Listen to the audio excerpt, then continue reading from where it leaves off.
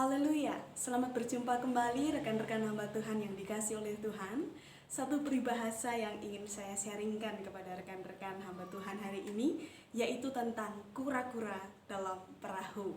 Pasti semua sudah tahu apa artinya. Kura-kura dalam perahu artinya adalah pura-pura tidak tahu. Peristiwa ini ternyata sangat sering kita alami dalam kehidupan kita.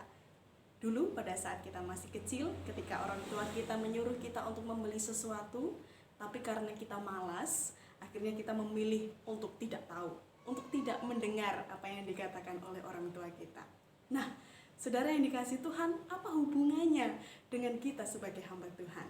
Yesaya 42 ayat yang pertama, di sana dikatakan, "Lihat itu hambaku yang kupegang, orang pilihanku yang kepadanya aku berkenan. Aku telah menaruh rohku ke atasnya, supaya ia menyatakan hukum kepada bangsa-bangsa." Nah, saudara yang dikasih Tuhan, ketika kita sudah dipanggil Tuhan untuk menjadi hamba-hamba Tuhan, dalam kitab Yesaya ini mengatakan, roh Tuhan itu sudah diletakkan dalam kehidupan kita.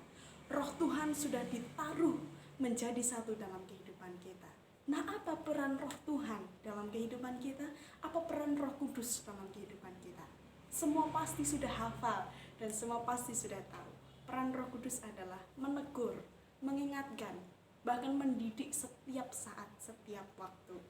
Nah, saudara yang dikasih Tuhan, lalu kemudian ketika teguran itu datang, ketika tanggung jawab itu datang disampaikan oleh Roh Kudus, dan tanggung jawab itu berat untuk dikerjakan, maka lebih sering kita memilih untuk pura-pura tidak tahu, pura-pura tidak mendengar Roh Kudus, karena terlalu berat untuk dikerjakan.